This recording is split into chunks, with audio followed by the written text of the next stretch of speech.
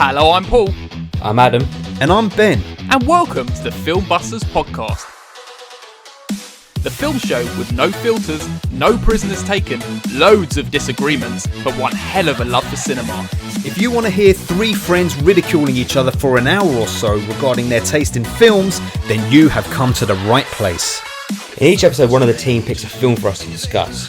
It could be anything from a recent cinema release to an all-time classic.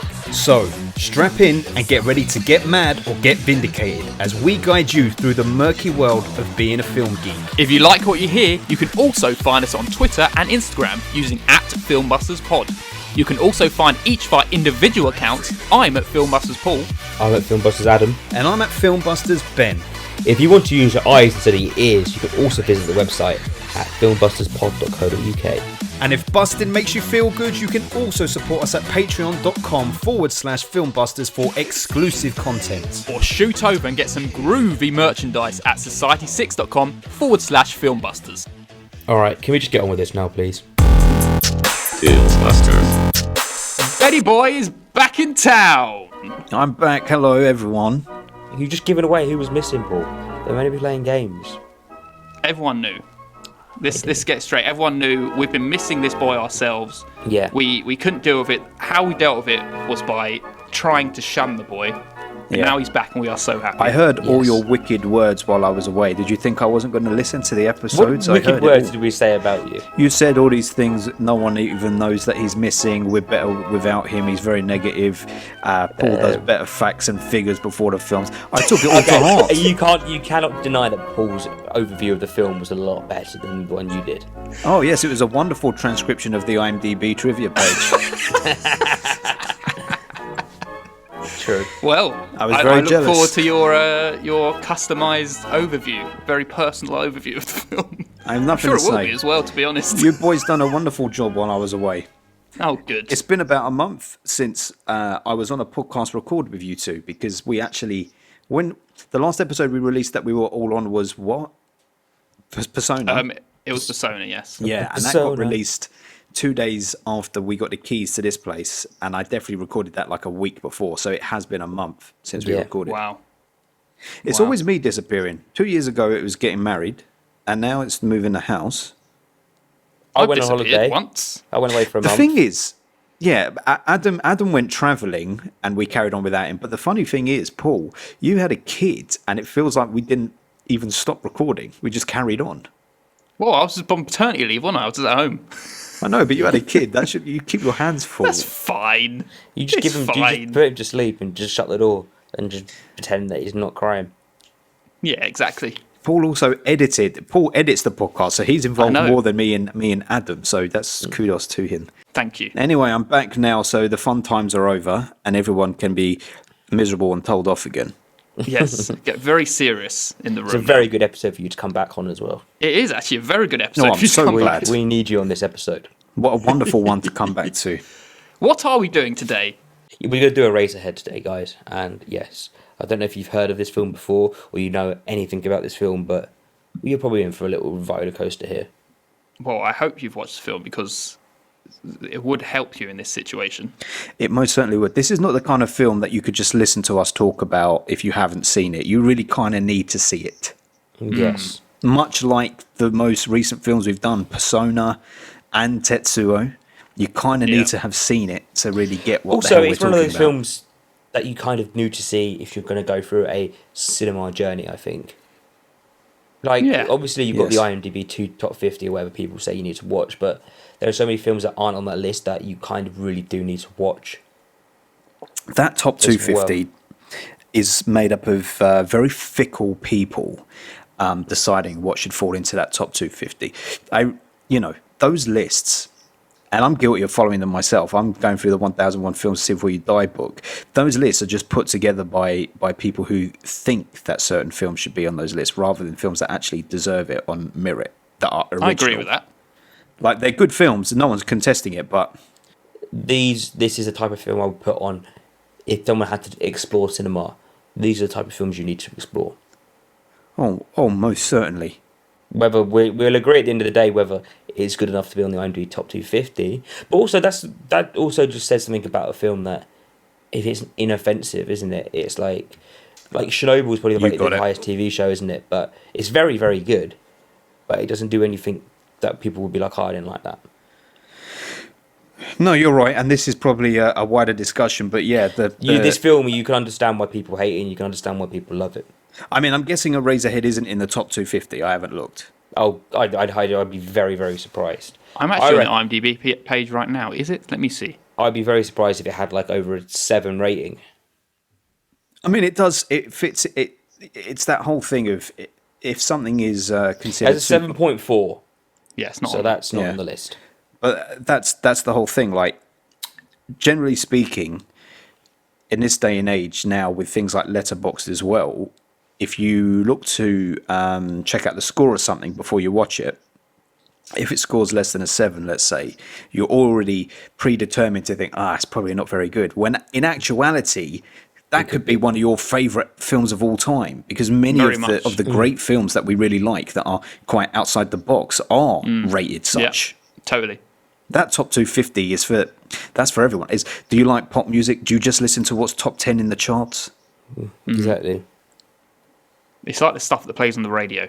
It's not on your playlist. That's it. That top 250, generally, if you look at all the editions on it from the last 20 to 30 years, they're everything that struck big in the cinemas, blockbusters and whatnot. Or not blockbusters, but ones that I don't know if you've ever noticed that the IMDb top 250 is mainly made of films that came out before IMDb was founded. Oh, no. So they're films that once everyone, the wider viewing public, have seen them all, their ratings are obviously going to drop, aren't they? And people remember them more fondly. Once a film is released afterwards, I think there's very few films, not very few films, but when you consider how many before and how many are after, and how many good films there have been since, I think Fight Club was one of the first films to be on there that's after IMDb was founded. Even that was in the beginning of before it became popular. Really? Very intellectual. I remember looking through this stuff ages ago. I used to spend a lot of time on that website. I don't go on it very much anymore. No, it's all by Letterboxd now. I only ever really use it to see when there's a song in a film, and I'm like, oh my god, what is this song? A song or filming locations, and occasionally trivia. But even now, like the trivia, I don't find the trivia on IMDb that interesting. I prefer to go and have a look at articles online. It's just basic trivia. Oh, this person was going to get a role, but they didn't get it. Yeah, and if you go on the IMDb app on your phone, I've realised that they rank the trivia. So once you get past the initial 5 or 10, everything after that gets very dull, because it goes from most popular trivia to boring bullshit ones. What was your most favourite bit of movie trivia? Oh, well, that's a question. Oh, that's a Patreon topic, mate. Favourite bit of movie trivia? My one is the Jurassic Park one, where the dinosaurs came to life when it rained, because it fucked with the electronics. They started moving around. Didn't even know that one. Oh, really? So you're on set, and then the dinosaurs would be asleep or put away, and if it rained on them, they just start roaring and shit and making noises, moving a bit. Oh, that is pretty cool. Well, freaky, man. That is pretty cool. Imagine sitting there having your a sandwich at lunchtime. That's it. Yeah. Nothing to do with the dinosaurs. Just imagine having a sandwich. Imagine just sitting down having a sandwich at lunchtime. And then you just get attacked by a dinosaur. I can't think of one. I can't think of one at the top of my head. I like that bit of trivia, though. Yes, that's good. That's good. We'll have a think, and we'll come back to it later if we can think of any other good trivias. Yeah. We can make that into a Patreon episode. And speaking of Patreon, should we plug a Patreon? Yeah, I've forgotten how we do it. Lead the way. Well, we also have a Patreon page, which we get exclusive videos on, exclusive discussions. You get to pick the films we discuss and everything. And it is on www.patreon.com/filmbusters. We have some wonderful patrons already there who you can join and be friends with. And they are Julio from The Contrarians. Okay, you can join Katie and Oti then for your reference. You can also join Jamie Russell from my old hometown, which I no longer occupy. Or you can have a bit of Nerd Rovert. Very beautiful. And he's from Texas. He's from Texas. Speaking of our Patreon channel, Adam, what are we doing after today's episode? We are going to be talking about saw traps. So it's completely different to Eraserhead. And kind of what you would do in those saw traps, like, yeah. Is this come from you just watching, going through all the saws recently? Yeah, I was watching it and I was thinking, I'd love to find out what other people did. Like, because there's like bits where you've got to like cut off a body part. Like, what body part would you pick? Well, all that kind of stuff. That'll be a very fun conversation. If anyone wants to find out, you can go join our Patreon channel, www.patreon.com/filmbusters. That was good. That was nice and quick. Very quick. Yes. The saw traps will be a nice like palate cleanser after we talk about Eraserhead. It's a very I'm sure. big shift. But first of all, before we get to the main event, which is Eraserhead, we have to do the staple of every episode, which is the quiz. I've missed answering questions with my buddies. Can I want to play after we do this quiz. Yeah. Will you indulge me to ask you both one fun game question for some extra points? Yeah, of course. Just this 1 week only, since I'm back from thing. Okay, good. I'm up for that. If you have not listened to an episode before, we do 2 questions in this quiz. I ask Adam and Ben 2 questions. If they get it right, they get the points. If they get it wrong, I get the points. All of our questions are about Eraserhead this week.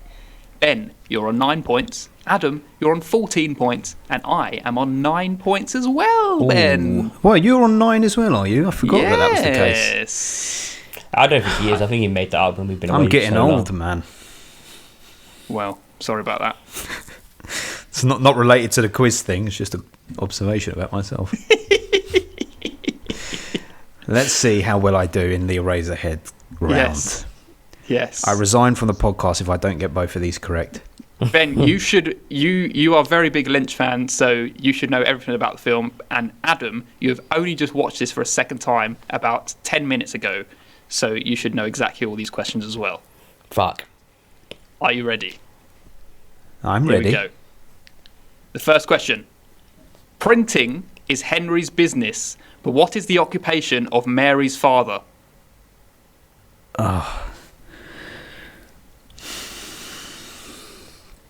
He works with pipes. He works with pipes. Specific. I mean, come on, man.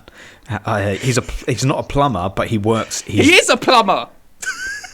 Well, He's a plumber. I don't remember him saying he was a plumber. I know that he works with pipes. He said he was a plumber. Okay, and his knees were all over the place, but that had nothing to do with it. I think I should get the points. Yeah, I that's fair enough. I was going to say if you said, do what does food. Mario do? And Who I said else he works with pipes? pipes. Well, I don't remember him saying he was a works in plumber. a vape shop. Yeah. I'm happy to let Ben have that. See, yeah, look, give it the ball. I say this every time, but Adam always says the wrong name first. He does it every single time. I only just remembered that because of that big, massive black pipe that's in that in that shot when he's saying. Yes. Oh yes. He's a plumber. Oh, good. Well, I don't remember him saying he was a plumber, but it makes sense. He works with pipes, so there you go. I'll take them pipes. I'll take them pipes. I'll take them points. Pipes. If we've got any plumbers listening, and someone said to you, "Oh, you work with pipes," would you accept that as your job application? We'll have to find out. Well, I mean, if you worked with like, if you're an electrician, and I said, "Do you work with wires?" You'd go, "Yes."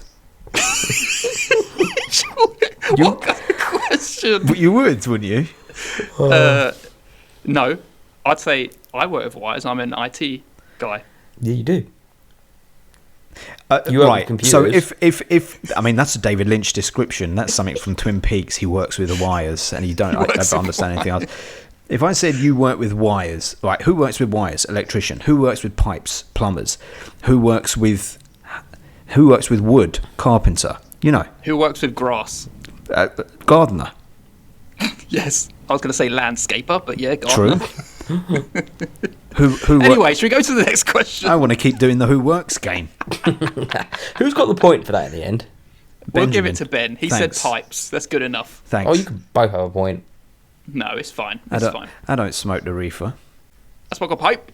I smoke a pipe. Okay. Pipe. Next question and last question. Paul got that song. Finish the song. In heaven, Everything is fine. You've got your what, and I've got mine. Oh, This is the song that plays in the credits, isn't it? In heaven, everything is fine. You've got your Oh no, it's when she's singing it to me. and I've got mine. Oh, man. I know all of the words apart from that one. You've got your... It's something like... You've got your baby and I've got your soul. I've got mine. You've got your baby and I've got mine. It's not baby, I'm sorry, Adam. I can remember. Is it the woman with the cheeks who sings it? Yeah. Lady behind the radiator. I'm going to say dreams, but it's not that word. Wrong. Yeah, it's something like that, though. In heaven, everything is fine. You've got your good things, yes, and I've got mine. Yes, and she actually changes the word later in the song and says, "You've got your good things, and you've got mine." Yes. Damn I it, noticed man! that as well. Good things, yes. And she's not even singing that; it's a gentleman who sings that. Oh, David really? Lynch sings Yes, it. David Lynch wrote the lyrics. A gentleman sung it, and then it got played through a peculiar device. Oh, very Peculiar good. device. Yeah. All very peculiar. Yes. And she was singing it through her chubby cheeks. She was indeed. But well, anyway. at the end of that, me and Ben are on 10. Adam is on 14. He sticks on 14. Very beautiful. Well Shall done. we segue on to the main event that is Eraserhead? I was Yes. Ben going to ask his questions. Oh, yes, yes. sorry. Okay, yeah, so just to indulge me on this one, boys, Go on. we're going to play, there's only 1 point up for grabs. Okay. So, basically, I want each of you to just tell me your favourite actor. I'll just say Yeah, it doesn't have to be Bale. your favourite actor. Christian Bale. Just Go name on. one of your favourite actors. Hey, Christian Bale. Al Pacino. Okay, Christian Bale. Let me just write this down. Adam, Al Pacino, Yeah. and I'm going to go De Niro. Okay, I promise you, I've done no prep in advance of this. Right. So the game here is we have to score now. We got to do this on the honour system, so no Yep. cheating, boys. No. We need to score the lowest out of. What's the lowest rated? Yeah, but you got to pick 3 films with that actor Okay. in, and Okay. whoever gets the lowest is the winner. Okay. So you take a minute and think about some films. So basically, it's going to be letterboxed ratings. Okay. So you can't All right. don't consult letterbox. You just need to think about the lowest you can, and then we're going to shoot against each other and see who wins. I'm going to say Jack and Jill. All right, you got Jack and Jill there. And for me, I'm going to throw in Dirty Grandpa. Feel free to chip in, Paul.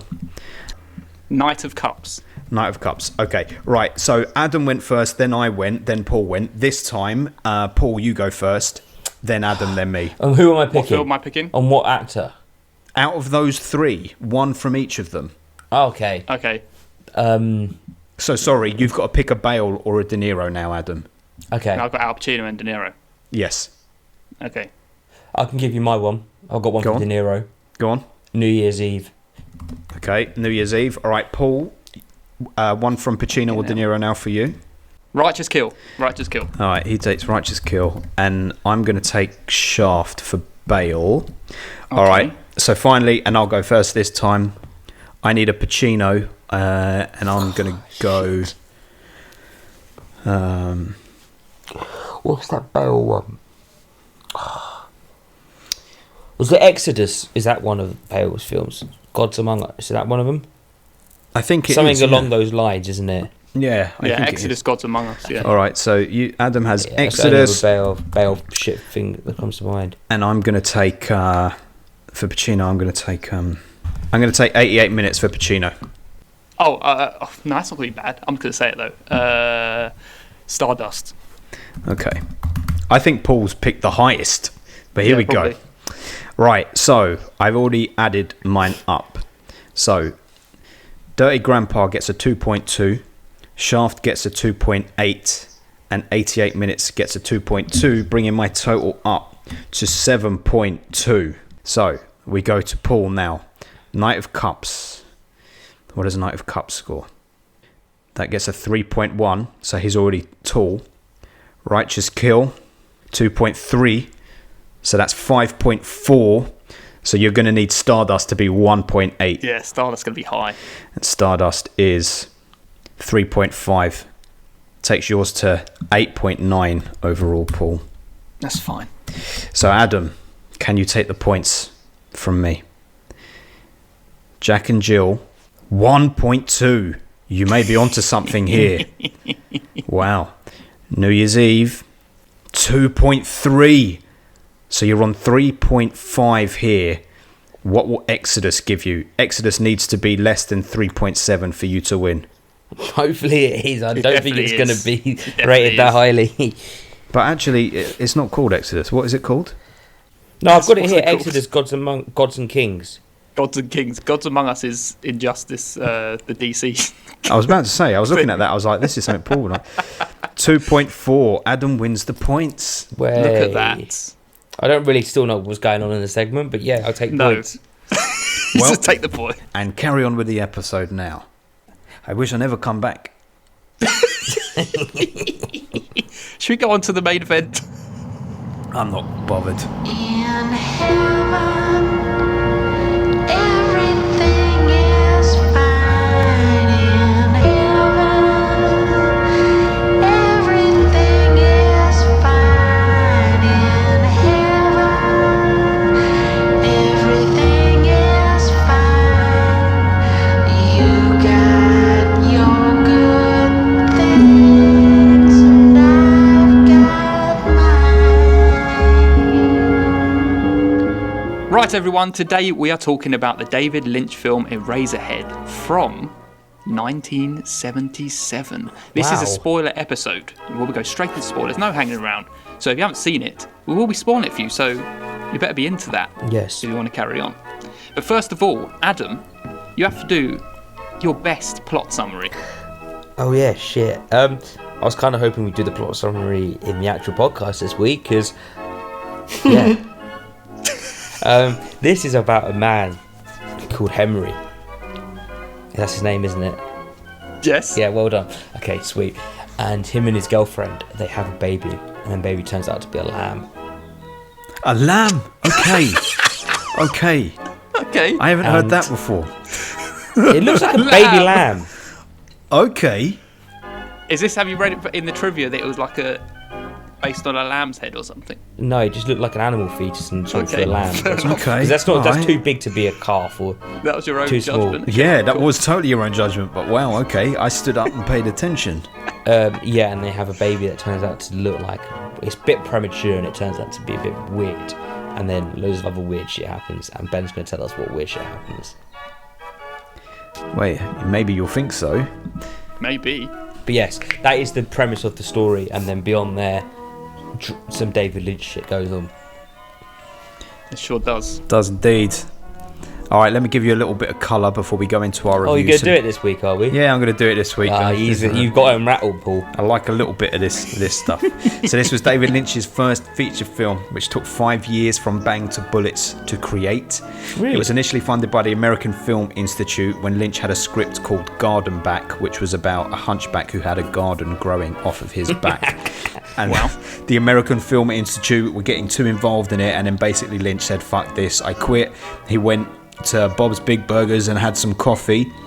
And while he was there, they called him. They were begging him to come back, and he said, "Okay, I'll come back, but I'm not making Garden Back anymore. I hate that what you've done to it. I want to make Eraserhead." And they said, "Okay, what's Eraserhead?" He said, "Well, it's a 21-page script." And they said, "Okay, so that's a 21-minute movie." And he said, "No, it's a little bit longer than that." And they said, "Okay, it's a 42-minute movie." And he said, "Okay," and the rest is history. So basically, because they had a taste, the American Film Institute had a taste of what Lynch was about. They knew that they were onto a good thing, so they actually allowed him free reign. So he basically scrambled together sets from like disused rooms at the American Film Institute, old abandoned rooms, which he kind of converted into both the set for the film, but also the dorms where him and the cast and crew were going to stay for 5 years, on and off. They were filming for 5 years, much like Tetsuo actually.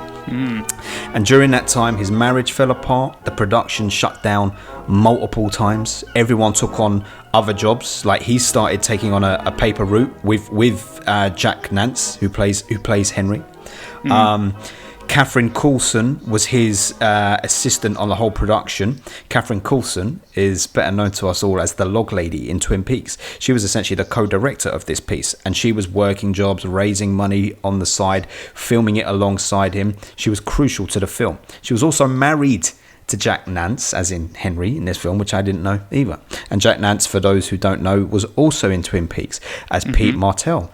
So it's a very small collaborative piece, but none of the participants really knew what they were making. They just trusted in Lynch's vision.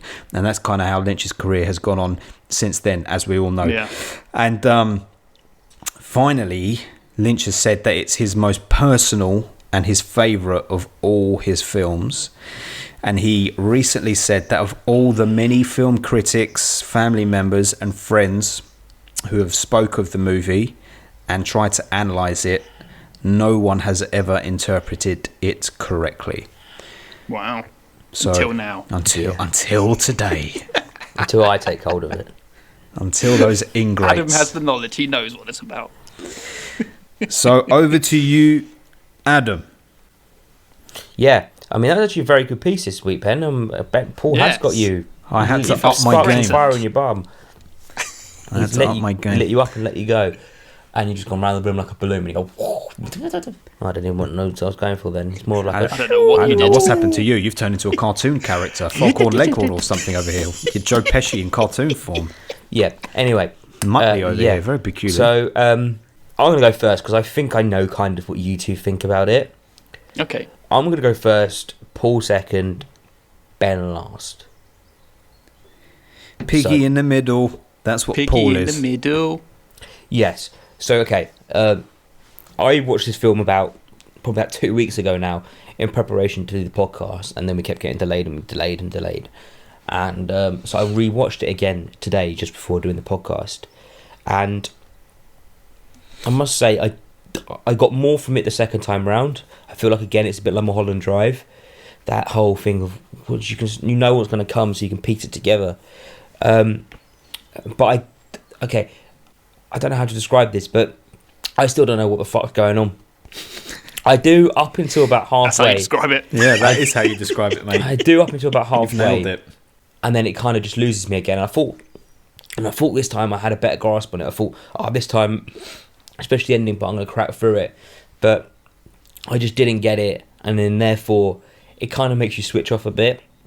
It's not like Mulholland Drive where you can try and piece together the mystery and get the fun out of it. It is it's almost so inaccessible that it makes it difficult to enjoy and to watch and to get into, which is very why I'm glad that Ben is here today to try and help me dissect this film and help us dissect this film a bit more, because I feel like it's what it needs, this film. You need to sit down and really talk about it. But thinking by yourself, you're just going to drive yourself in circles, and there's things that people understand that I never saw.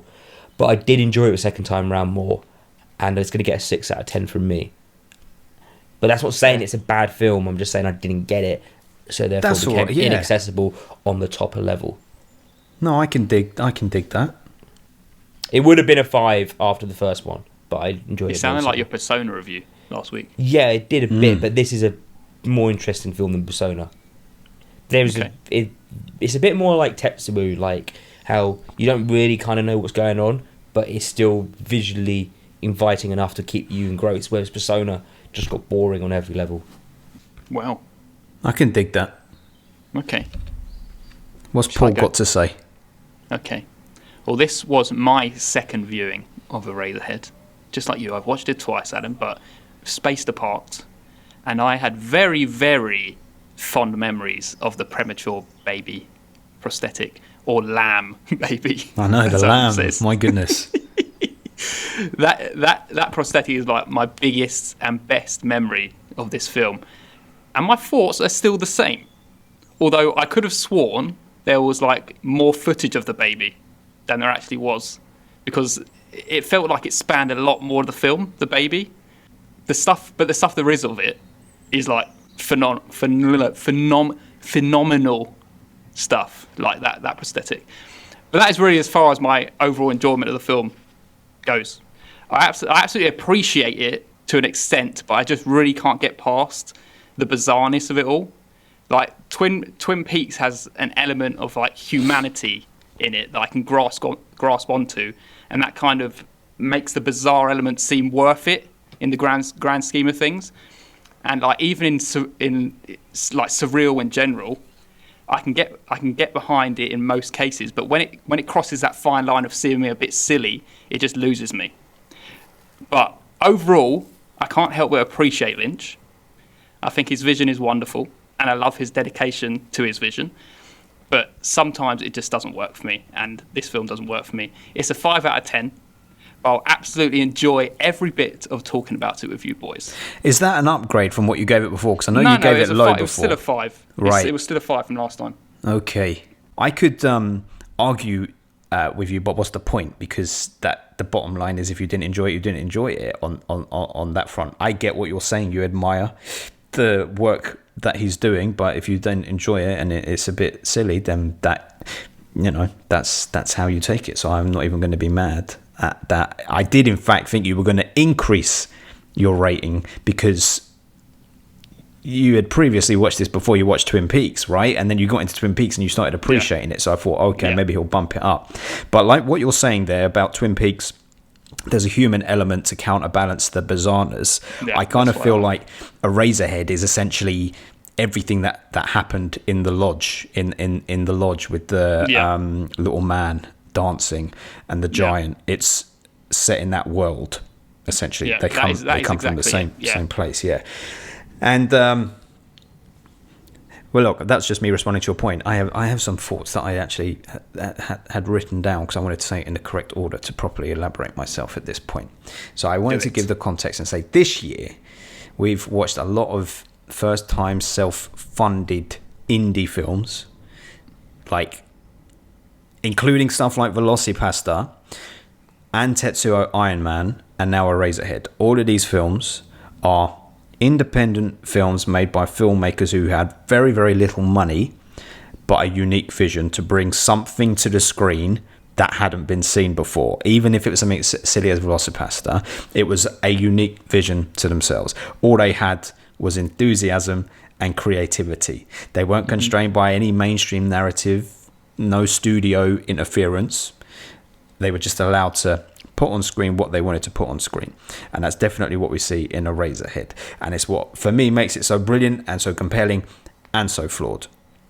David Lynch 100% went on to perfect his craft in things like Mulholland Drive, like you said, and definitely in Twin Peaks for me.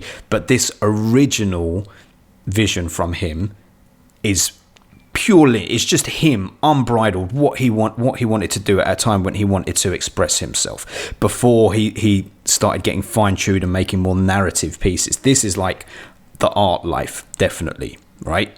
So it is not a narrative film. He didn't want to put any dialogue into it.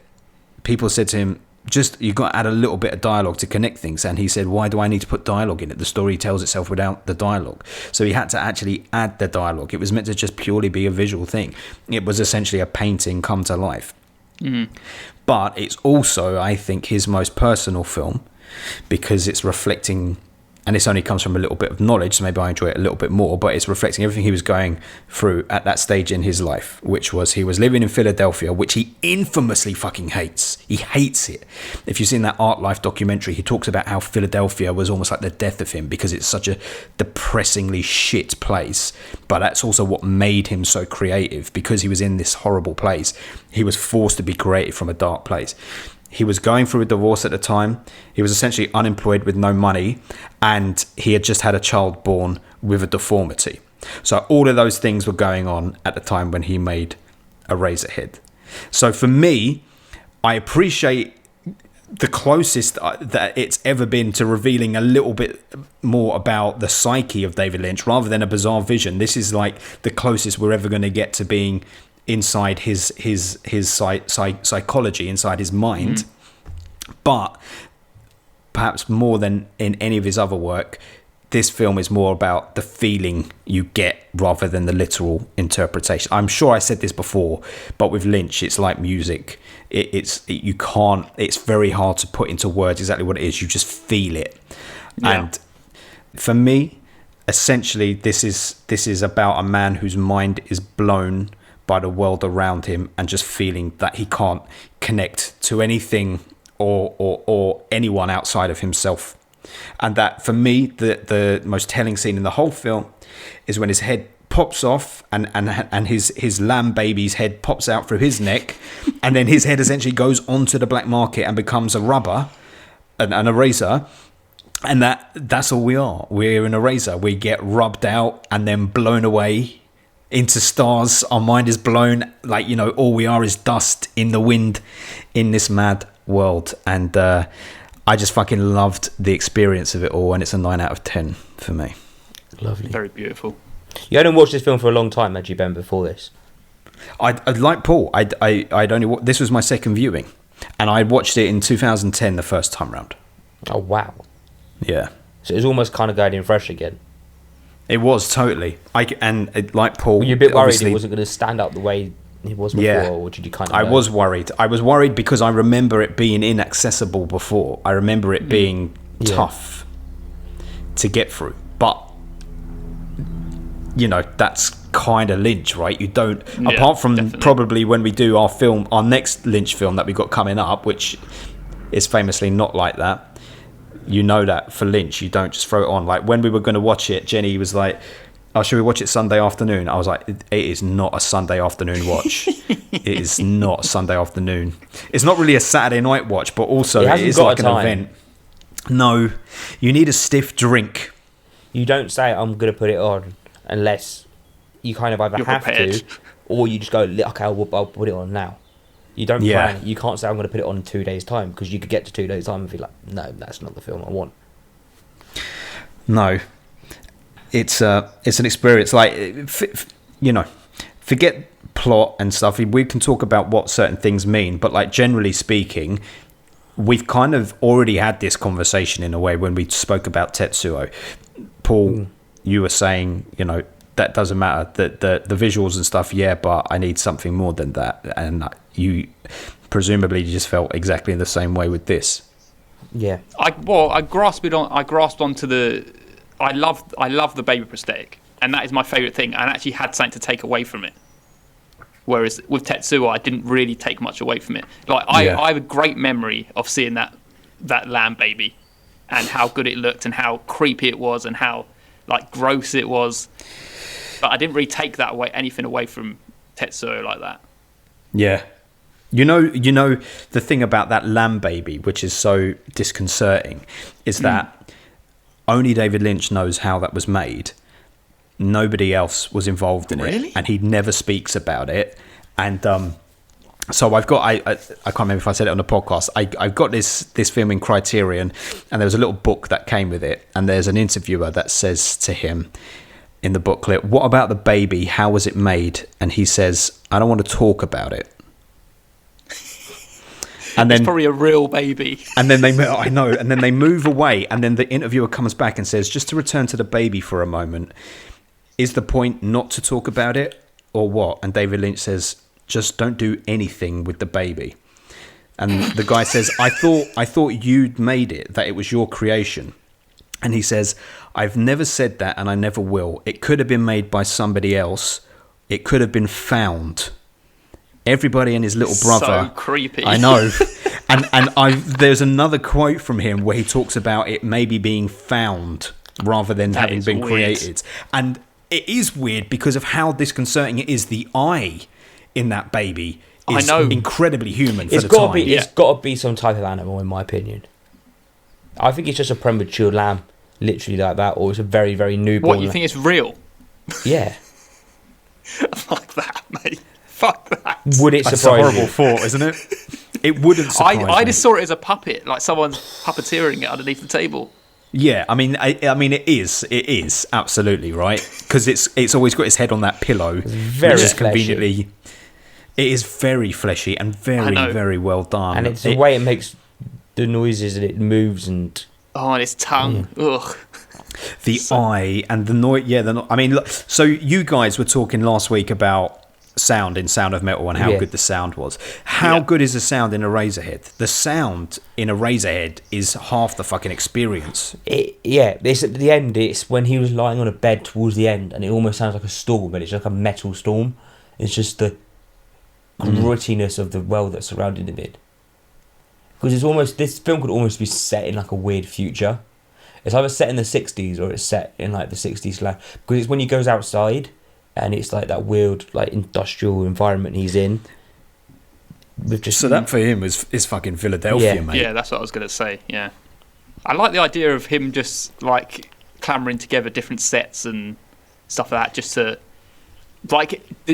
Has half this stuff been made on the fly? Like, does it actually fit with the story that he was making? Yeah. Because how could he like? How could you make the story without having an actual set?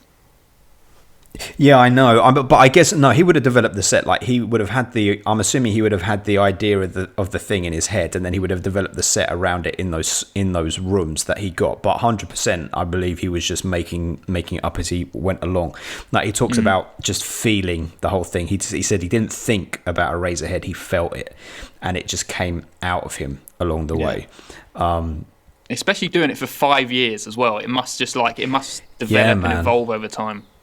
Everything about it, like 77, so Lynch would have been about 45 years younger, so like Lynch would have been, I don't know, like late 20s, 27, 28 at that time. So this is like raw Lynch before he went deeper down the rabbit hole. So I think he was putting himself a lot more into the story. He was an artist at this point, don't forget. His whole thing was art. He hadn't even thought about film. And then one day he was looking at a painting and was like, oh, wow, look at that, a moving picture. And then he started making these shorts. So for him, this was still an art experiment. And it comes back to what we were talking about on the Tetsuo episode. It's almost a genre unto itself, these sorts of films. Yeah. They're like a genre. You either like them or you don't. Do you like experimental, surreal or not? And if you do, does it need to have a narrative or not? Yeah, these are definitely the kind of film you would expect just to see playing, as you said, if you had a bar and it was just playing on the TV, no sound, it's just the visuals. Yeah. Could you imagine the triple bill of this and Tetsuo and Persona, all in silent, all silent? My goodness. Yeah, just on a loop. Isn't it funny how it's worked out that way, that we've picked those three films in a row? Yeah, all surreal, all in black and white. Yeah. Very strange. Was Lynch known to use like drugs and stuff when he was younger, making these type of films? I mean, I'm sure that he did, but he's not known for it. No, I think David Lynch is the drug. Okay. I mean, he seems pretty reserved. He seems like one of those people that either just doesn't need it. Like he's already off the charts, kind of not off the charts, let's say, but like his mind's already going to those places and seeing that stuff without needing to be influenced beforehand. He's just like in touch with the art that he doesn't need it to get in touch with it. And I think like when you are that way inclined, like that's the beauty of his work. Like the fact that it can be so divisive, so inaccessible, and that people stay away from it and go, oh, David Lynch, no, I'm not interested in that. It's like, come on, man, that is just a artist unapologetically doing their thing for themselves. And you appreciate, that's the thing. I don't connect with this film on a personal level at all, but I appreciate what it is, and I love it for that. I have no emotional connect. Like it makes me feel things, but I have no skin in the game. There's no personal stakes for me in it, but I fucking adore watching it. Like with Twin Peaks, there's some personal stakes there. There's none in this. But I don't. That's not to devalue it. It's because this is his expression, and I can feel that it's his pure fucking expression of something. Yeah, definitely. So, shall we have a little say about this? About the general theme. What do we think it's about? I feel like it is again. It's just him doing dream world shit. I feel you may like be more right than you know by saying that. I feel like because there's the tone at the beginning, so he's obviously walking around the street, and then he goes to his apartment, and you got the lady across there. She says something to him, doesn't she? She says that his girlfriend has called up and wants him to come round for dinner. Yeah, and then he doesn't go straight away. He sits down or something.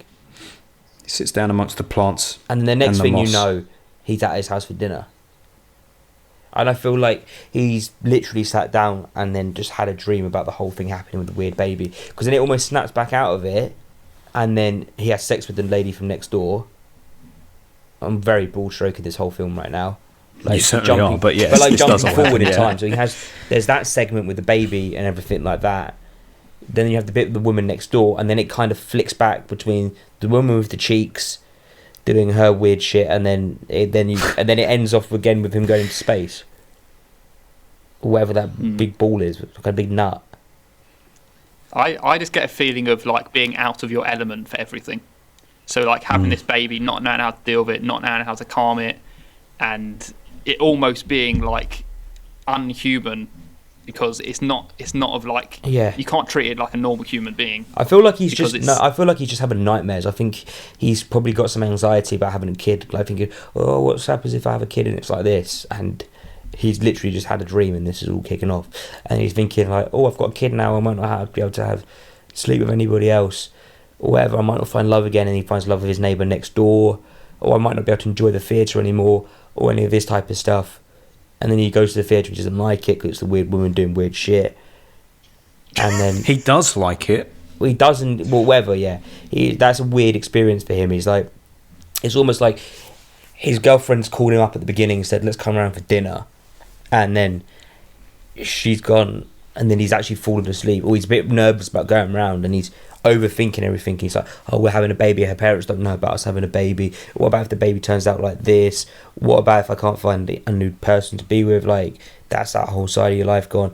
What about if I can't want to go out to the theatre and I can't, like the baby's almost taken over his head in the theatre, wasn't it? Like I can kind of see that. Yeah, it's like thinking the worst of every situation, everything's overwhelming. Go around to the parents' house, and then the mum's trying it on with him, and it's just like thinking the extreme of every situation. Yeah, I think you nailed it in your own candid way. We made a joke that Adam was going to get that for the film, and he's actually got it. Yes. I would love to hear you put it in those exact words to Lynch, though. He'd slap me. Lynch would be screwing his face up as you were saying it and twiddling his fingers and going, "Yeah, maybe." Because he's got it. Lynch famously says, like, everyone is right with how they interpret his work. Like, he's like, once it's made and it's out there, it's not for me to say yes or no. And that's why he intentionally, and kudos, that's why he intentionally gives no explanation, because he wants it to mean something for you. And in this book, he actually says, like, you know, people watch a film and they hate it, and 20 years later they watch it again and suddenly they connect with it because they're different people. And likewise, they love a film and 20 years passes and they watch it and they hate it because actually they see a different side to it. And none of that is wrong. The way you viewed it 20 years ago is just as valid as now. You're just coming at it from a different point of view. I totally agree and with that's that. You know, that's kind of what is special about this. I think you're right about everything that you said, both of you. It's like anxiety of someone who's at that point where he's getting into a fixed relationship and he's becoming a parent, and it's all those anxieties and fears. I 100% think. I lean heavily into it being mostly about being a father and being a new father, and like insecurities and anxieties about parenthood, because it's not just that baby, it's how much sperm imagery there is throughout, it's how much period imagery there is throughout, egg imagery. Like, my goodness, when we talked about our sex scenes in that Patreon episode, this whole film could be a sex scene, because we are seeing from the opening, we are seeing sperm being ripped and pulled out of people and thrown into situations. It becomes quite a graphic, horrible act rather than something sexual. I saw it as embryos. Yeah, those circles. Those circles were embryos, right? Yeah, like it was, and that was like the umbilical cord going off from the. Well, they're definitely umbilical energy as well, but they all had heads. They all had heads. Yeah, like they had like the lamb baby head. Yeah, and yes, and that theatre scene that you're talking about, she for him represents like a happiness, and I bet that's the kind of woman he wants at that point, who's stamping on the sperm, stopping them from becoming a child. It's literally heaven. She's actually saying heaven, like this. It's a happy place. Yeah, get rid of it. I was called, in my notes, I called him the Moon Man. He was like who's pulling the strings, and that's, I guess, like the evil, good versus evil, because then he gets destroyed, and then he's hugging her at the end. Now, you know, you talk about this man. Continue talking amongst yourself while I find something. I found it. So the interviewer says, what about the prologue to Eraserhead with the man in the planet? Obviously, it's very important. How does that relate to Henry's story and the rest of the film? This is the bit I didn't get. David Lynch says, oh, it relates. I've got to tell you, it relates.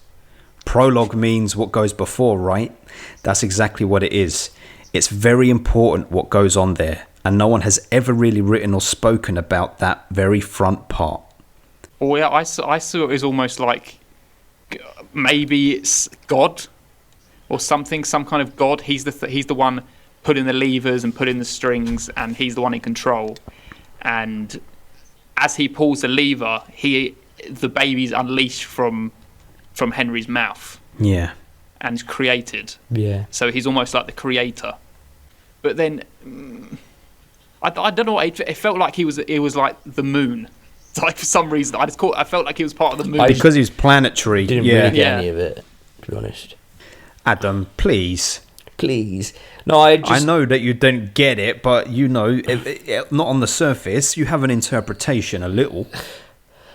Yeah, I've even kind of forgotten about it now again. Like, it almost feels like a completely different film.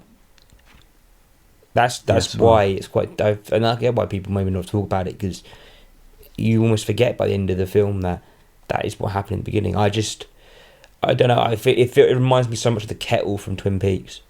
Well, there was a lot of stuff that was similar to that kind of Twin Peaks imagery in here. There was a lot of like metal and steam, like when that steam was coming off the radiator. That was like fucking hell. He likes that imagery and what that symbolizes clearly, because that was the fucking Twin Peaks kettle. That was David Bowie in a kettle. Don't forget, Lynch's favorite thing is dreams, right? Yeah. He loves a fucking dream state and talking about dream things and stuff. So that's when I said to you, Adam, I think you're more right than you may know. I think that ultimately is what it is, because when you look into that opening scene, it can be seen to be Henry going to sleep and this guy creating the dream for him in some way. And then, yes, he may have all these things going on in his real life, relationship, child on the way, and then that guy pulls the levers and creates the dream. Mm-hmm. And then as he cuts the baby, or cuts the cloth off the baby at the end, he literally kills the man. That's right. He gets like electrocuted, and then he goes to heaven and cuddles the woman. He's at peace. So he had to get rid of this apparent evil, because I feel like the baby was turning evil at the end. He was like laughing at when he was trying to move on with his life and with the neighbour and stuff, and the baby was just laughing at him. Yeah. But again, wasn't that more anxiety? Like, rather than the baby actually being evil, it's like, as time went on, it goes from this fucking squealing, squalling thing that needs your attention day and night to something that, because of the demand it's taking on your time, the anxiety is, this fucking thing is evil, I just need to kill it. How terrible was it when he cut the bandages open and they just went at that organ, whatever the organ was, and it just spilled its load. Like a heart. And it shed so much thick, viscous liquid. I'm 90% sure that's a real animal. I mean, cutting him open. It definitely wasn't a real animal. It's just that Lynch loves to play with all these contraptions. Let's go back to when he goes around to his girlfriend's house. Mm-hmm. What do you make of that mum and dad and the peculiar way they're acting? Well, I can get from that, like, it's the uncomfortable feeling of like meeting parents for the first time, whether or not he was meeting for the first time or not. I felt like he was, but that almost awkwardness, like the dad being over eager to like be nice to him and like smiling. That smile, like, mate. Almost creepy smile. The way that smile stays on his face for like 60 seconds while everything around him is going to shit. His wife's going mental. His daughter's crying and weeping over his shoulder, and he's got that fixed grin on his face. Yeah. Or while these little chickens bleeding blood. The chicken, getting into the chicken made me think of a period, rightly or wrongly. Yes. That was some imagery right up front there.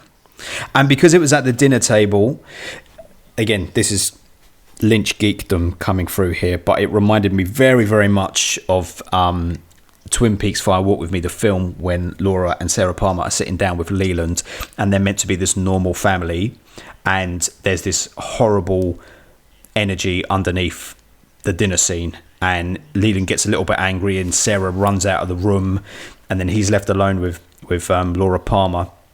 And it felt like this was just fucking like 15 years before he made Twin Peaks. Here is Lynch's brainchild for that unhappy, unpleasant darkness that sits underneath the surface of something that looks so pleasant.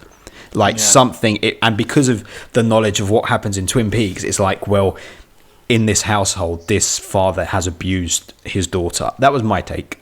And the mother, much like Sarah Palmer, has kind of seen it or is aware of it but not processing it, and because of that she's like essentially orgasming at the table while the guy's cutting open the chicken, and comes on to Henry when he comes to the house. It's a household where sex has fucking ruined the family dynamic.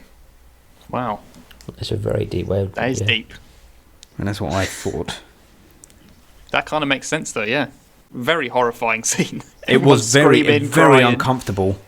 Yeah. And the dog's feeding its puppies randomly. Yes, and the sound as well. I thought the baby was going to be revealed. Like, remembering the baby, when I heard that sound, I was like, oh shit, the baby already. But it was just them dogs. There.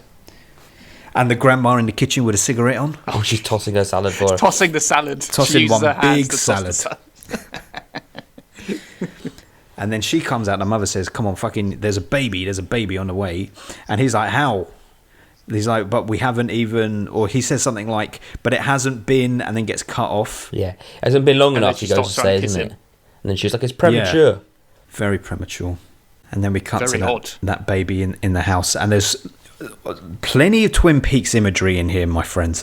On his bedside table, he's got that mound of dirt and the tree sort of growing out of it. Well, that's the evolution of the arm in the Red Room from Twin Peaks The Return. That's the evolution of the arm.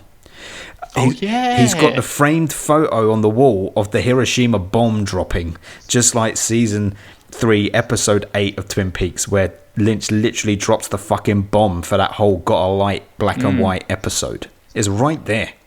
This is like projectile vomit from Lynch's head, and then Twin Peaks is the refined version of all of this. Yeah, it is, right? So I mean, Lynch talks about doing his going fishing for ideas. This is like Lynch throwing the fucking hook out and catching the first initial ideas, because so much of this came later.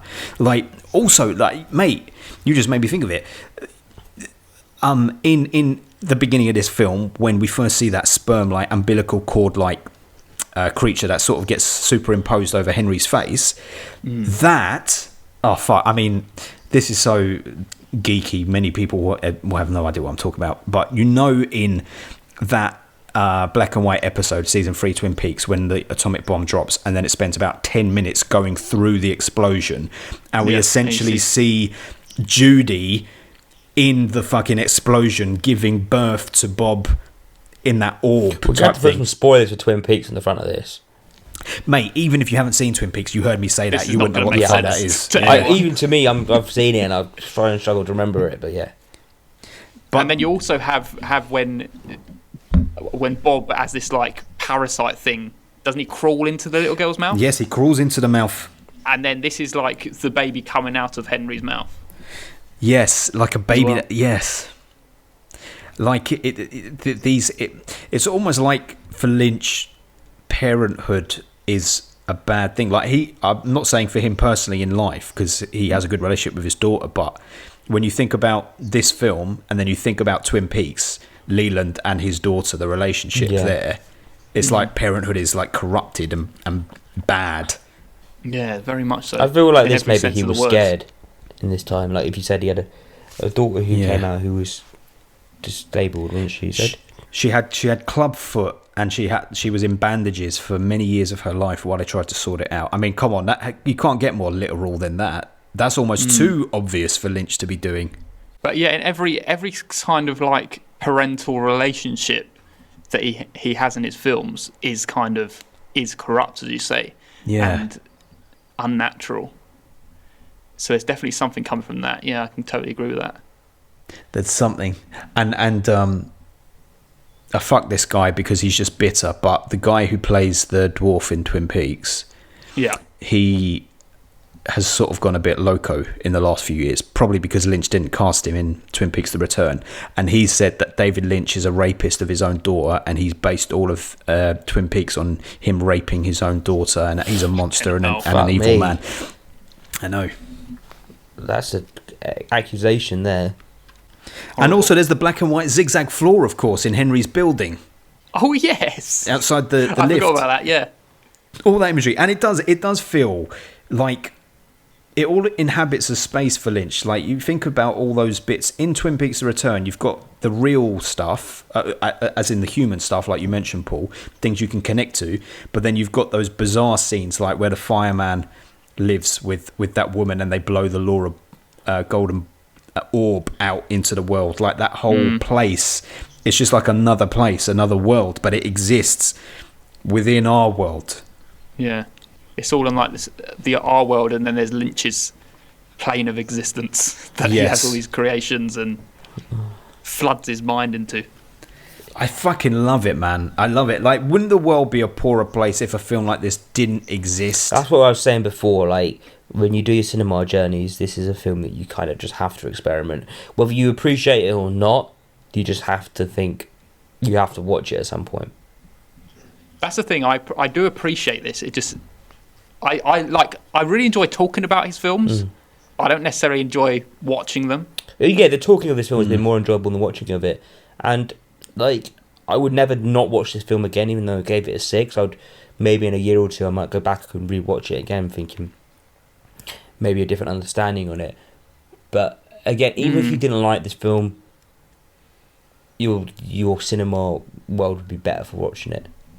You'd be able to talk about it and you remember it even if you didn't like it. Yeah. Yeah.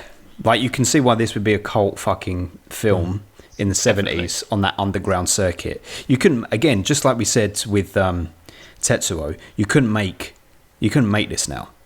You could attempt to try and make something a bit subversive, but it would either be too intentional. I think even this now over Tetsuo maybe, but this, if you made it now, it'd still have the same vibe. It'd have to be done by Lynch, though. Yeah. It would be a poor attempt if anyone else tries to do it, because it would feel fabricated.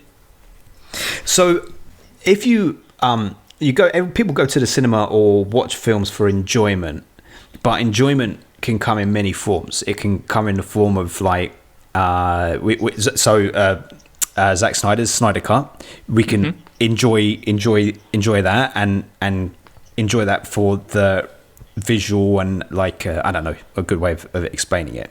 But it's just very big and epic, and enjoy that on that level. But equally, you can enjoy something that doesn't make you feel good. Like, at no point watching this would any of us have felt good. But I kind of like that. There's a sort of, is it sadism? Is it sadism or masochism? Yeah. There it's is like a watching sadism. Antichrist. Yeah, it's about a liking. I like feeling uncomfortable, and that, you know, the sound design in it, the fact, and Lynch does this in loads of shit, Twin Peaks as well, that drone that is almost in almost all of Lynch's stuff, where he just creates a bass sound that's constantly there. Throughout this film, there's a drone, there's no silence, and you're in tuned to it, and you just know, fuck, that's horrible. Something horrible is happening just because of this, and it puts you in a state of mind and a state of edginess. And I almost like that feeling. I like sitting uncomfortably next to Jenny while we're watching it. I like knowing that, okay, we're going to get to the end of this film and feel confused and perplexed and uncomfortable. But after a while, we'll go, that was good though, right? But while we're sitting next to each other, I like that it's sort of like, on edge. Yeah. How do you feel? Can't settle. How you're supposed to feel. Yes. Yeah. There's something nice about that. I quite like that. What does Jenny think about this?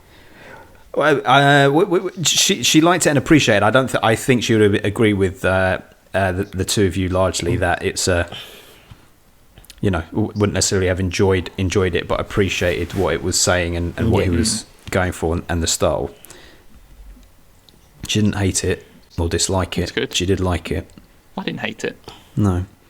And I've got to say, this is my first ever Criterion watch, because you very kindly got me on the Criterion bandwagon, Paul, by purchasing The Irishman, but I haven't watched that yet. I was telling him the other day I'm going to save that until I've watched a bunch of De Niro's back catalogue, because I'm sort of building myself up. But the considering this was made in 77, the picture was fucking incredible, and the sound, I mean, I don't know if they do that for all their films, but the sound was amazing.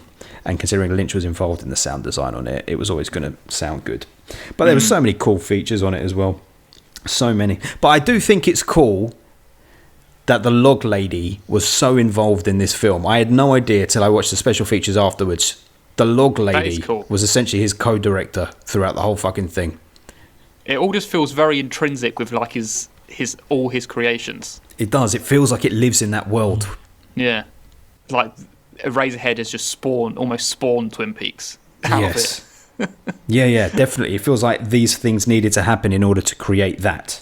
It's very good. I like that. It's just like Salvador Dali, The Mounting Clock. There's always the same kind of themes running throughout, the same imagery.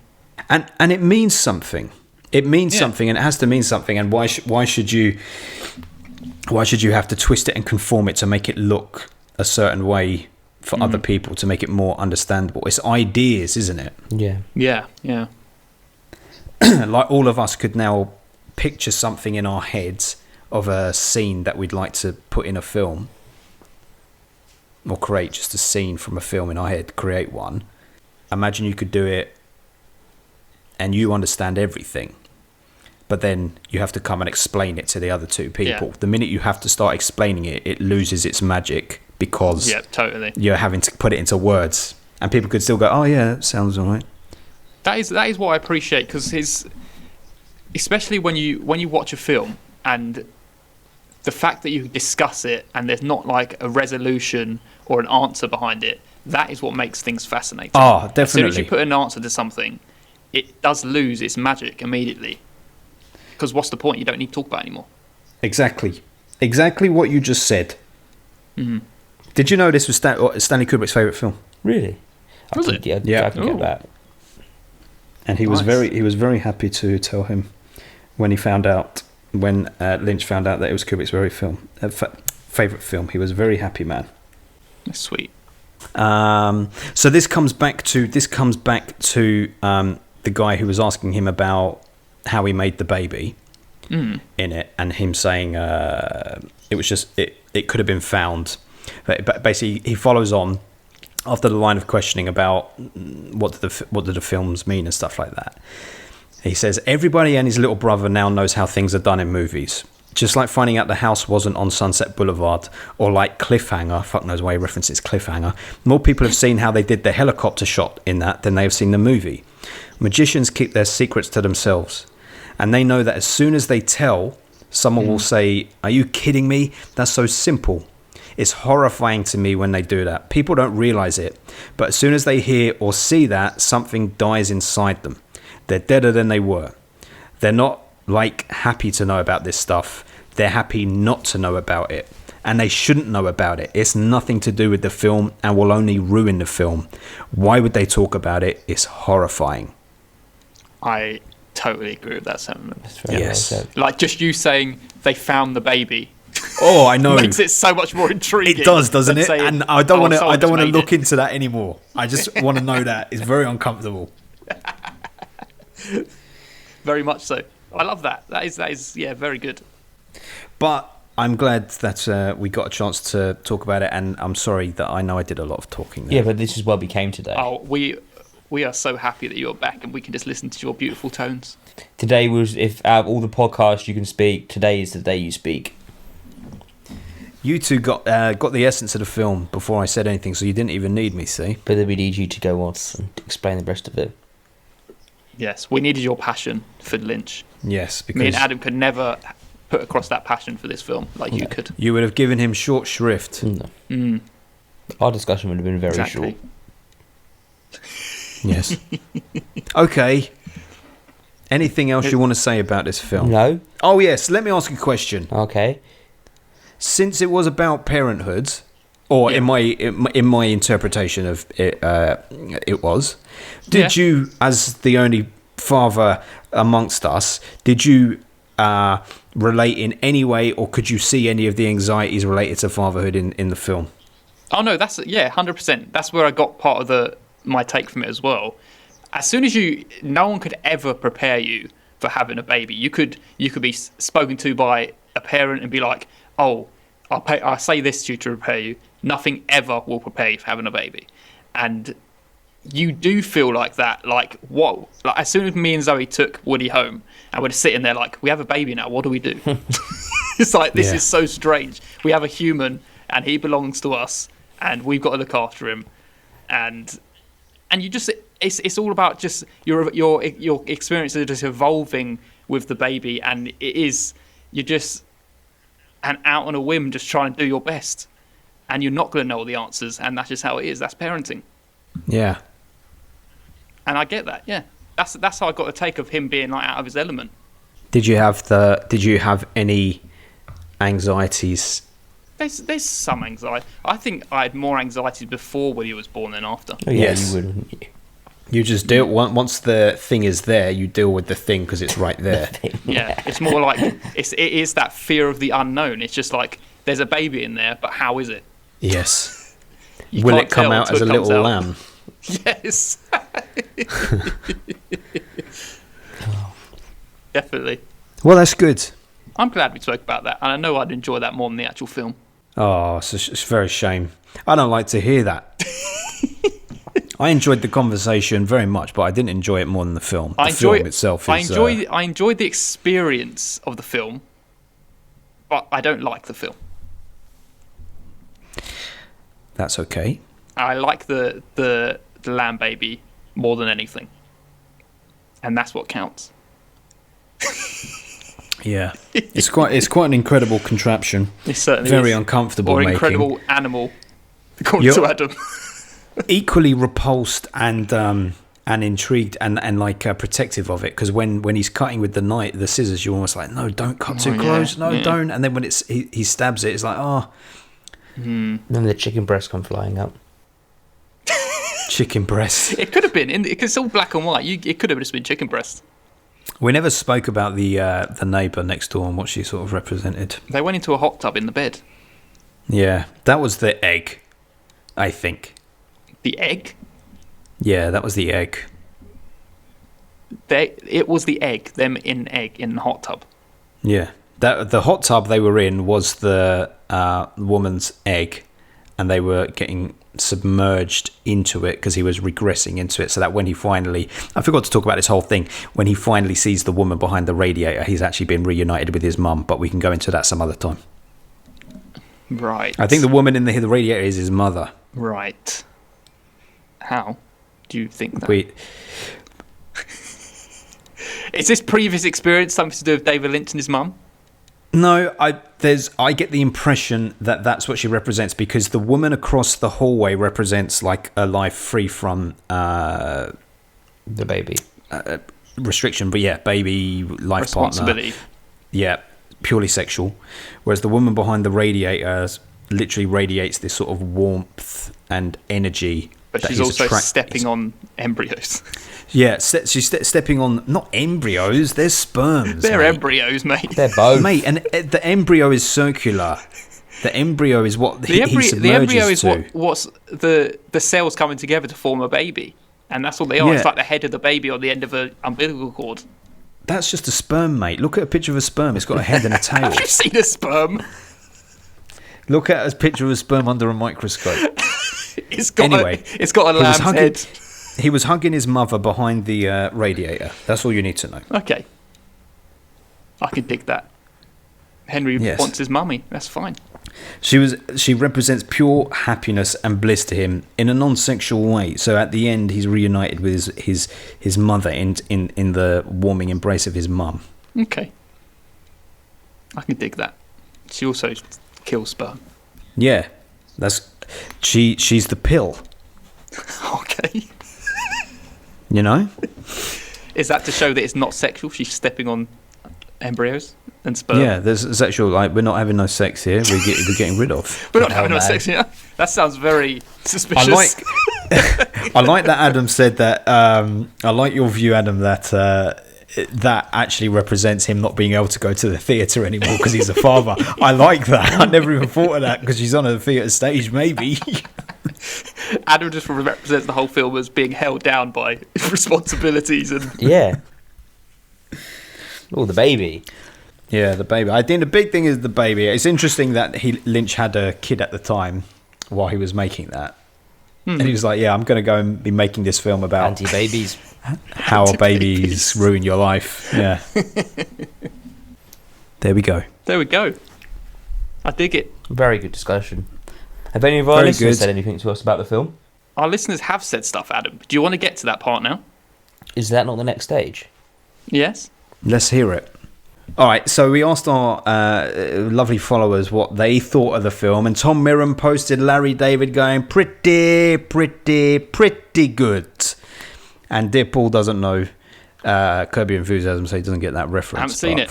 For all you Curb fans, I'm sure it's Larry very David says that at least funny. once a season, and he always says it in that sort of tone. When he's happy with something, someone will say something and he'll go pretty good, and then he'll go pretty good. It's very funny in the show. It's very funny in the show. Next we have Jabba 2000. They say crazy, weird, awesome. You Agreed. dig that review as well, Ben? I dig that one too. That's my word of this episode, I think. I keep saying it. Dig it, I yeah. dig You it. turn into a hippie. Can you dig it? Yes, you can. Can you dig it? Yes, you can. Come on, Adam, next review. I was singing some Tribe.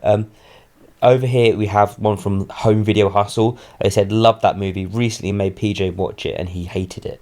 Brent and PJ run the Home Video Hustle podcast. They're very funny guys, and Brent loves like all the obscure stuff, and he's a big fan of Lynch. PJ hasn't got any time for that. He just likes straight down the wire, clear cut stuff. And there's a brilliant 3-minute video of PJ watching this. It's all been cut down to 3 minutes, and PJ's reaction is just like, at the end he's like, I have questions, and Brent's like, I bet you do. On Too Cool says, arguably David's masterpiece. Miss you, Jack Nance. Yes, we miss Jack Nance. Is he dead? Very much. Yeah, Jack Nance died. No, he died way before The Return. Aww. Next we have Miles Finn, and they say, it's been a while, but this movie always made me feel uneasy. Bit of a mind fuck. Yep, I agree Yep. with that. We have one over here from the Movie Journey podcast, and they've given us a thumbs up section and a thumbs down section. It's a very detailed review here. The thumbs up section, they say, is a clear symbolism on the hardships of early parenthood, with some pretty good practical effects horror. And in the Effects horror? horror effects, I went down the wrong way around. They wrote it the right way around. Don't worry, that's me reading it wrong. And in the in the thumbs down section, they said the rest of this film is straight up what the fuck, in a bad way, obviously. I say it's straight up what the fuck in a good way, obviously. Wow. I That's kind just of, that's opinions, isn't it? that is my take on the film, actually. Exactly that Movie Journey, so well I done. think they've pretty much summed up what we've all kind of thought in a very nice way. But see, you say you agree with that, what the fuck in a bad way, but then if you would have preferred them to have not been this film, because the only Do you know way what? that... I won't say in a bad way. This is not... Yes. Let's get rid of that bit. I wouldn't say in a bad way. Even though you give it a 5 out I'd of 10, say in a good way. in a fine way. Okay, in a fine way. In a way that doesn't quite land with yourself. Yes, exactly. Thank you, Adam. Terrible stuff.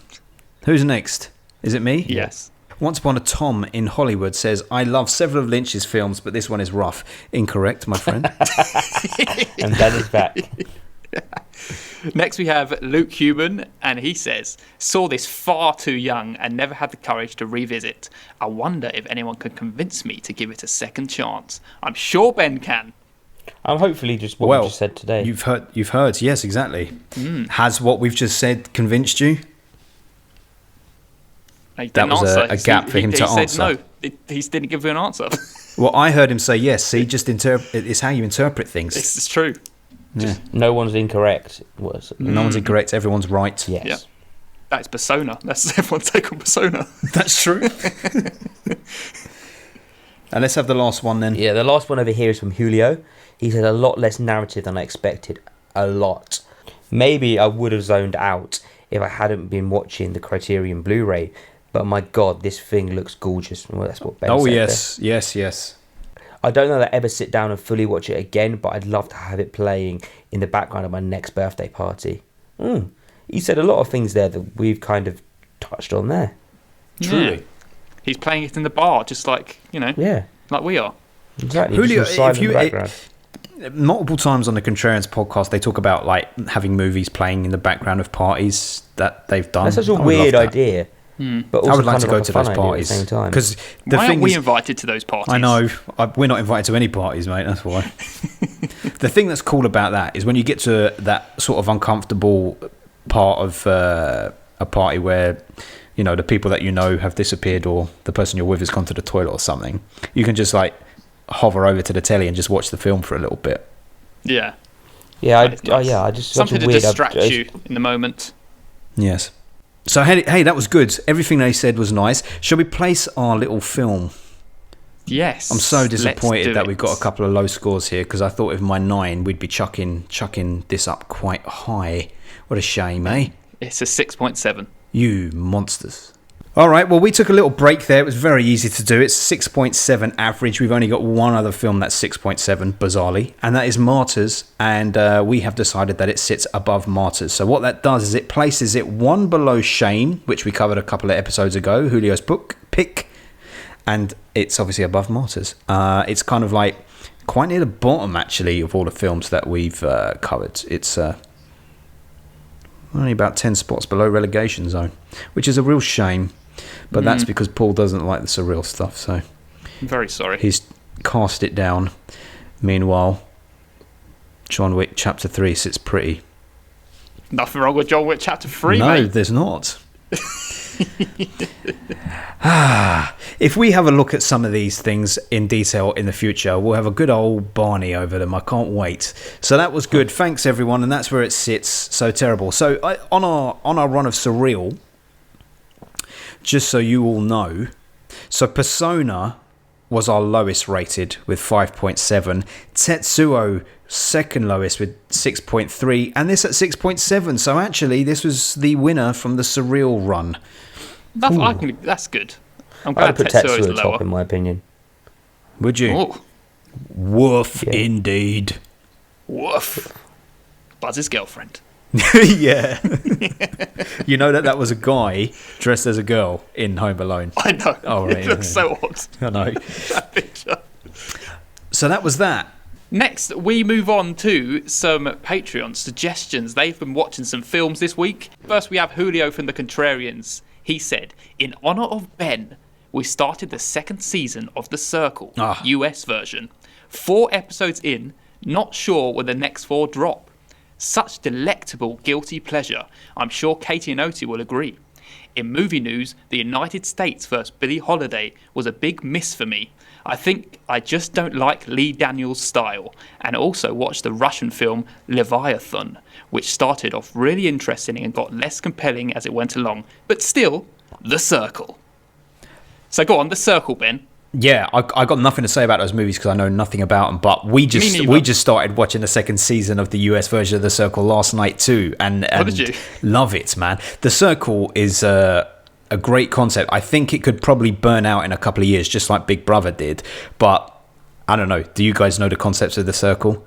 They tend to be like catfishes. Yeah, and stuff. people go in and they can either play themselves or they can play catfish, and the idea It's is like a to chat room about being popular, isn't it? Yeah, but constantly in each episode they have to like rate other players, and then the influencers get to decide who goes. So it's all about a popularity contest. But this year I've had such a spurge of it. In January, season 1 of the US version of The Circle. Then 2 months later, it was the celebrity version of the UK Circle. Then we just had the UK season 3 Circle, and as soon as that ended, we get the season 2 US version. Because when I was watching the US season 1, Julio and Katie and Oti had already seen it like a year before, but I think they're actually releasing it simultaneously this time. So I've already got my favourite from season 2. I can't remember her name. Teralicia, I think is her name, and she was, well, no spoilers, but yeah, Is she a catfish? she's my favourite. She's not a catfish. She is herself. Well, but there is she's not one. like an old priest. or something. No. There was a Pretend to priest. be- There was a priest. 2 people were playing a priest in the UK season 3 one. But they I just think I might have turned it on at some point and saw someone pretend to be a they priest. led so heavy into all the priest stuff. They kept saying stuff like, "My child, you must forgive yourself." It's like, come on, priests wouldn't talk like that if you went into the circle. But I don't know. I don't really like this shit. I don't think I would watch it. I don't like It reality seems such a weird television, thing but for you it's to pick, Ben. what, the circle. It's not like normal reality Yeah, television like it's because reality TV. it's not like normal reality television because it isn't like people who just go on there to pose and preen and get bounced out. But yeah, there's a girl called Chloe in it who is from Essex in the US version of The Circle. She needs to be bounced right out. She's so annoying. Julio, Katie, Oti, if you agree, let me know. She's the worst. Moving on. Next up, we have Jamie Russell, and he says, "As you guys know," and I know, fuck me, man, I can't do this today. I can't do this today. Do you want to sing it? Try As I know singing you it, got- Adam. Try singing it. Okay. As I know all you guys love your music, I would heartily recommend watching Sing Street. It has been on my watch list for a while, and I spotted it on an early morning, ridiculous scheduling, showing of this on Channel 4 this week.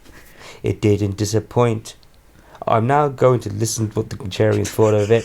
I know Julio loved it by the look of his letterbox score. That's the way That to do it, works. Adam. You just need to sing the words. Oh. This is brilliant. Do this every week, please.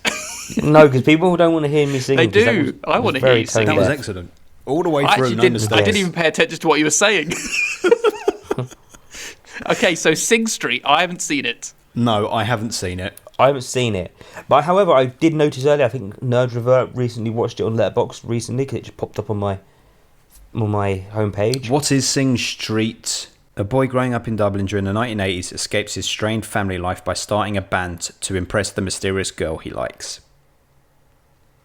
Well, I'm sure it's fantastic, Jamie.